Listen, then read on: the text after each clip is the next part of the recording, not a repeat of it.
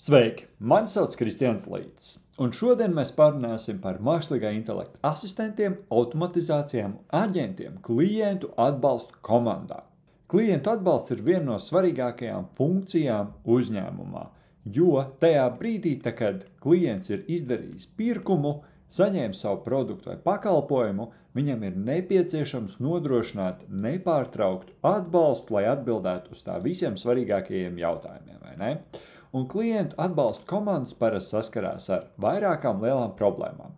Es nosaukšu tikai dažas, un ir skaidrs, ka mākslīgais intelekts palīdzēs pēc tam saprast precīzi tieši tava uzņēmuma komandas problēmas, izaicinājumus un tās lietas, ar kurām jūs ikdienā strādājat, bet paskatīsimies uz tādām dažām globālām, lai vispār saprastu, kā tad strādā gan asistenti, gan aģenti, gan automatizācijas. Un tādas globālās problēmas viens ir tātad, protams, informācijas pārslodze, pārāk liels informācijas apjoms, kas apgrūtina ātru un precīzu atbilžu sniegšanu.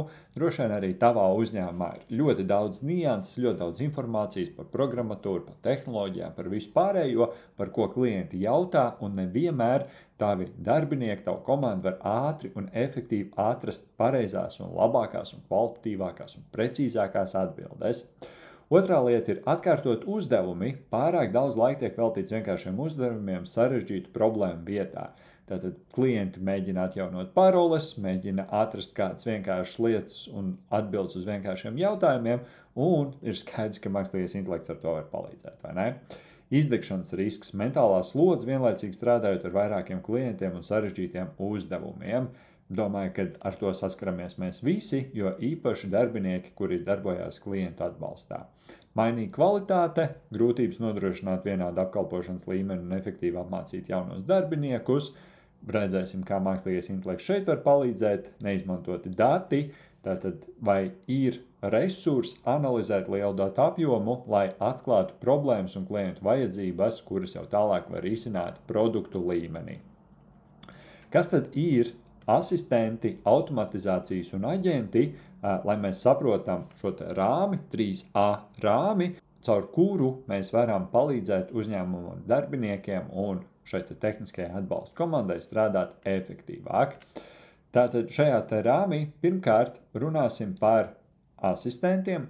Asistenti ir mākslīgā intelekta datorprogrammas, kuras palīdz cilvēkam konkrētu uzdevumu paveikšanai. Piemēram, sagatavot efektīvāk atbildi uz klientu uzdoto jautājumu. Ir skaidrs, ka augstu likmju un tehniskās situācijās mēs nevaram ļaut vienkārši mākslīgajam intelektam atbildēt uz klientu jautājumiem, un tur tomēr ir jābūt iesaistītam cilvēkam.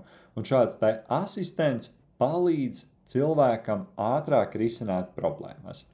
Automatizācijas ir procesi, kur šī brīdī cilvēks tērē laiku, kurus varētu automatizēt. Šķirot e-pastus, pārvietot datus no vienas sistēmas otrā sistēmā, un tas, kur šeit nāk iekšā mākslīgais intelekts, balstoties uz tava uzņēmuma datiem, uz tā, ar ko nodarbojās tavi uzņēmuma darbinieki ikdienā, mākslīgais intelekts var sagatavot idejas un soļus automatizācijām, ņemot vērā datorprogrammas, kuras tiek izmantotas, un darbības, ko veic šie darbinieki, jo mēs nevaram iedomāties visas automatizācijas, kuras mēs varam uztaisīt, bet mākslīgais intelekts var, un viņš tev sagatavos soli pa solim instrukciju, kādā veidā tu vari palīdzēt saviem darbiniekiem izveidot šādas automatizācijas.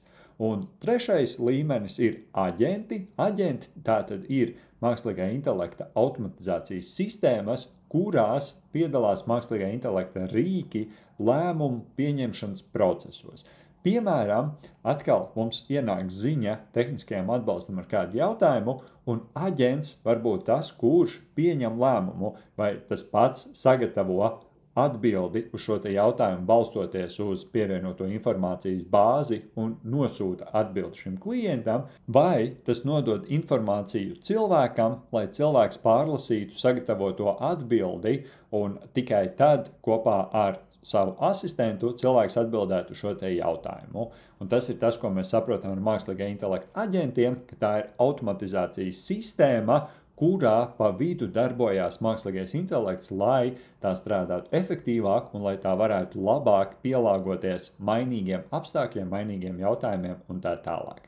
Apskatīsimies tātad no mūsu iepriekš minētajām problēmām, kas tad būtu labākais risinājums katras konkrētās problēmas gadījumā.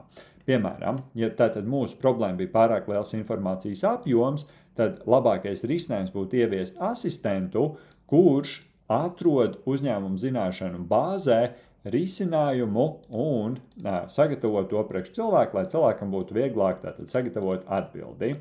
Nākamā problēma. Nespēja analizēt datus, lai laicīgi atklātu produktu problēmas un klientu vajadzības. Tur atkal mēs varam sagatavot asistentu, kurš palīdz analizēt tūkstošiem sarunu, atklājot problēmas un biznesa iespējas. Nākamā problēma, ko mēs sākumā identificējām, augsta mentālā slodze, vienlaicīgi strādājot ar vairākiem klientiem un sarežģītiem uzdevumiem. Tur var pieslēgties asistents, kurš palīdz sagatavot atbildes, kopsavilkumus un mazināt darbinieku mentālo slodzi. Tālāk, nākamā problēma bija pārāk daudz laika tiek veltīts vienkāršiem uzdevumiem sarežģītu problēmu vietā. Tur mēs varam likt klāt automatizāciju un aģentu, kur tātad šis aģents atrisina vienkāršus un atkārtotus klientu pieprasījumus bez cilvēka iesaistes un nodod cilvēkam tikai sarežģītākos gadījumus, kur ir nepieciešama cilvēka iesaiste. Un pēdējā problēma, ko mēs identificējām, grūtības nodrošināt vienādu apkalpošanas līmeni un efektīvi apmācīt jaunos darbiniekus, un tur atkal var pieslēgties aģents asistents, kurš nodrošina kvalitātes kontroli un sniedz jaunajiem darbiniekiem ieteikumus apmācību laikā, piemēram, trenējot un salīdzinot atbildes ar uzņēmumu zināšanu bāzi. Ja šis tev izklausās labi, un tu redzi, ka tava uzņēmuma darbinieki varētu kļūt daudz efektīvāki, produktīvāki un palīdzēt sasniegt tavas nodaļas un uzņēmuma mērķus caur asistentiem, automatizācijām un mākslīgā intelekta aģentiem, tad zem šī video spied uz pogas pieteikties sarunai un ieplānosim kopīgu sarunu, lai saprastu, vai tiešām tava uzņēmuma gadījumā šis būtu efektīvi, kādi ir tālākie soļi, lai apmācītu tava uzņēmuma darbiniekus pašus veidot šos te asistentus, automatizācijas un aģentus, jo labāk, protams, ir iemācīties makšķerēt pašam, nekā saņemt zivis, un tad tas ir arī tas, ar ko mēs nodarbojamies. Piesakies bezmaksas konsultācijai, bez saistībām, bez maksas, kur mēs kopīgi sapratīsim, vai šis te risinājums, vai šīs te mākslīgā intelekta automatizācijas asistenti un aģenti ir piemēroti tavam uzņēmumam. Uz tikšanos!